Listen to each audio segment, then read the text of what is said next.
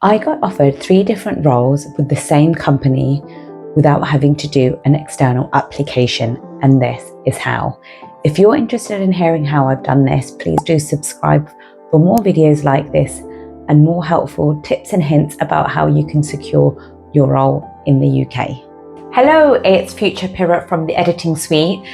What you'll notice is around the 11-minute mark, the mic cuts out. So unfortunately, we lose the voice section of this part of the video, and it's primarily the homework section. So what I have done is kept the footage in, but done a voiceover. So apologies about this. It's a very new channel and I'm still in the midst of learning.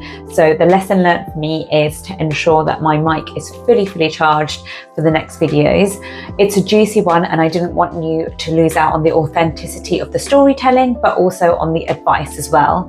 So I've kept it all in. You're going to be hearing a lot about how I got the 3 roles. I also cover topics like why visibility matters over experience. So if you're getting a bit of imposter syndrome, how to overcome that. But I also talk about some internal HR positions that you might not have come across in your day-to-day. I also talk about how internal job markets work within a big company. So it's a super useful one. Please do write in the comment section the bits that you found useful. I apologize again for the mishap, but it would be an inauthentic video for me to re-record when I believe in the messy middle and encourage you guys to make mistakes and learn from them, and encourage you to also show your working.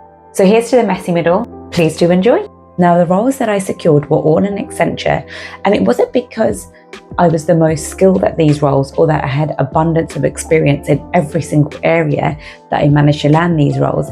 In fact, it was due to the fact that I was able to articulate and align my experiences from different teams and different industries and showcase how I would be able to transfer these skills into the positions that I'd applied for.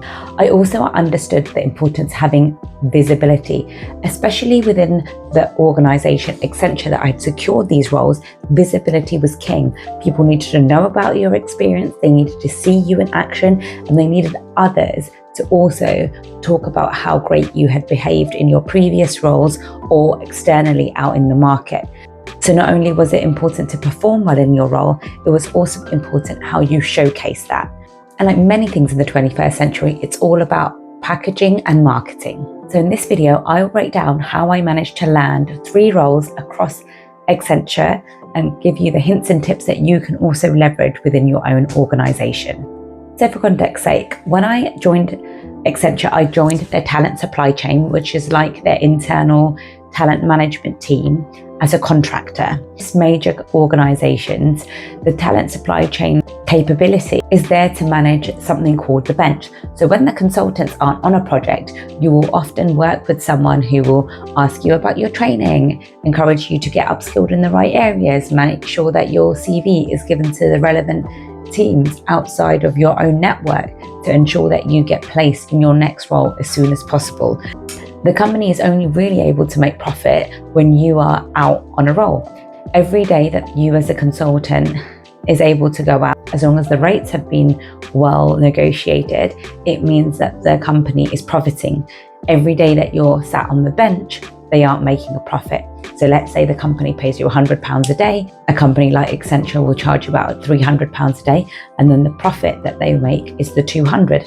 Now, of course, there are things like taxes that they'll pay and your holiday pay and national insurance, and that will also come out of that cost.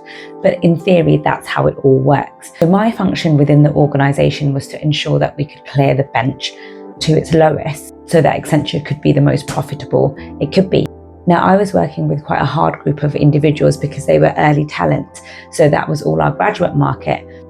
Now, the difficulty with those groups of folks is whilst they are open to many industries, a lot of the times when the clients interview them, they are a bit more skeptical about how green these individuals are, and they want someone a bit more experienced. And of course, places like Accenture make their biggest margins with junior talent because they all get the managing directors to come in and train and upskill the junior folks, and the junior folks day to day will be the ones delivering the work. So I had to find a clever way in which to get their bench really low. So I negotiated with the internal managing directors, of which there were 3, alongside senior manager Lisa, who is still a friend to this day, to say, why don't we, rather than make no profit with these consultants, charge them out to the client at half the rate for 3 months, then 75%, and then 100%. What this would do is allow the consultant to embed themselves within an organization with the client. They'd get used to them, see their work, but it would also mean that Accenture was breaking even and they weren't losing money on the consultant. And thirdly, it was upskilling the consultant. And this is why most people join a big consulting firm like Accenture, to make sure that they are upskilled and they try a lot of different industries. So this was my key to make sure all 3 of my stakeholders were really happy. So I give you all this context to say I did a great job with the bench. We ended up only having 1 or 2 people in the bench, down from 50 or 60, which was the peak levels that they'd had at the time, which meant that when I was looking for other roles within the organization, I had the managing directors already on side from my talent supply chain side. And bearing in mind, these managing directors that I had were always putting in a good word within the human resources function that I sat at, even though they were from the business, because the consulting team were often managed by managing directors directly from the business. So it's always good to have a wide network across different functions to be able to speak on your behalf. Now, skip a year on and I'd been made permanent within Accenture, etc., but I wasn't getting the progression I'd wanted in the recruitment team that I'd later moved on to. What I then did was attend an internal jobs fair. Now, a lot of these big organizations, or even medium-sized organizations, will often go through a restructuring, whether that's for cost purposes, or they'll have a new target operating model, or they'll restructure the business in a different way, which will mean that headcount will move from one strategic area of the business to another, which will mean that there are fewer jobs in a certain area and more jobs in another area. It might mean voluntary redundancies, it might mean redundancies, it might mean offshoring. So in that kind of uncertainty, lots of vacancies will open up. Now, I had attended a jobs fair internally, and what I was trying to do is really understand about the business. So we had a lot of the human resources function, we had the mergers and acquisition function, we had consulting functions, all open up. And what I did was virtually meet all of these folks, because another thing was it was in the midst of COVID. So I would go to the talks that these teams would host, and then I would ask relevant questions and seem very engaged. It wasn't much effort because I genuinely had those questions. I would then ping on Teams the relevant managers, and then I would then put in coffee chats with the teams that I found the most interesting. And what I found was, because I was so keen, I was so engaged, asking questions and quite prompt at sending my CVs across, I then ended up having interviews for 2 different teams and the internal job on Workday. And there I'd seen that there was a succession planning team. They operated more on the group level. Within big organizations, when they hit a certain size, what they will do is have country level segmentation of the workforce, and then they'll have something called a group level segmentation.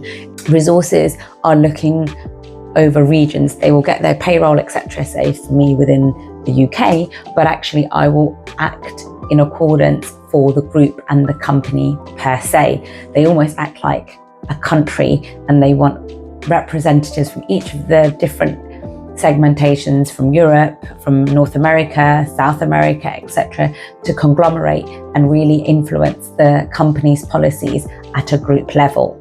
Now, I'd seen that they were looking for succession planning, and now I'd had a lot of recruitment experience from agencies and internal recruitment. So I naturally started having discussions when you've worked with clients for a long time about saying, hey, have you thought about expanding your team in the next 4 or 5 years, because you're looking like an upside down triangle with loads of leads at the top, some of whom are looking to retire, and then you've got quite a small pipeline of middle management and junior talent.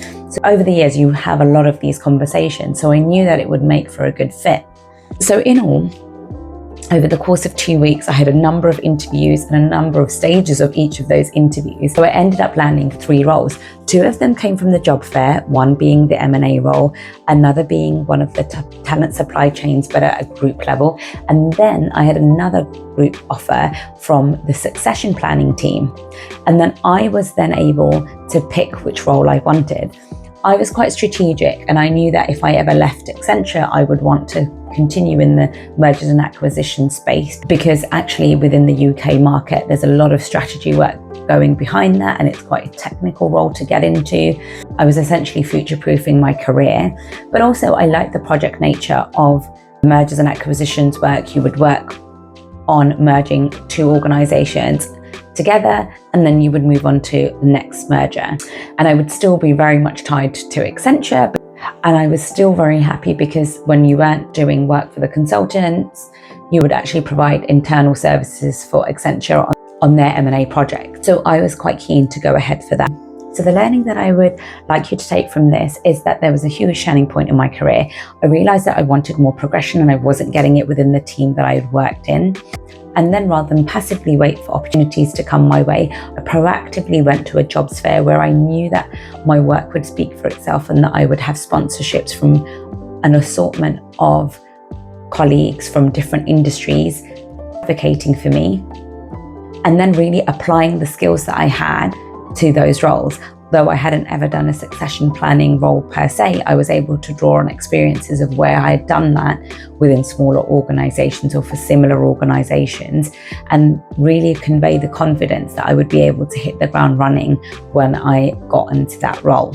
The other thing that I was also quite keen on doing is checking the internal job board out on any relevant roles, also pinging through to the hiring managers and to the recruiters, and actively over the months having conversations, building out an understanding of when they would next hire, what type of roles were coming up within their teams, so that I wasn't just waiting around for new opportunities to hit workday. I could proactively have a coffee conversation about my experience. I'd really like to get ahead of the CV process, etc. So I was constantly refreshing my CV and having progression at the front of my mind. Secondly, attending the careers fair was also deeply helpful because I could expand my network, also really show interest in the roles.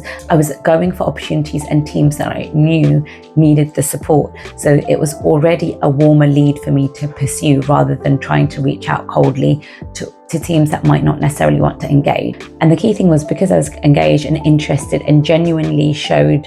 And apologies, this is where the audio cuts out, and I wanted to come in and just finish off this section. But essentially I was trying to say that because I was able to show myself as someone who was genuinely interested, but also having the relevant skills, I was able to show that I was more like a peer and a colleague to them, rather than just someone who was looking for a role like an external candidate. This wouldn't be a Your Career Toolkit video without a homework section. So the first thing I would encourage you to do is try and think about the key departments within your organization. Second thing would be finding out the transferable skills from your current team into those said departments. Write them all out. The third thing I would do is have a look on your intranet to see if there are any careers days that are going. And once you have had a look, put them in your diary to say that you are going to make a plan to find the hiring managers or your peers to have a discussion about your current career ambitions and to see if they are indeed going to be hiring.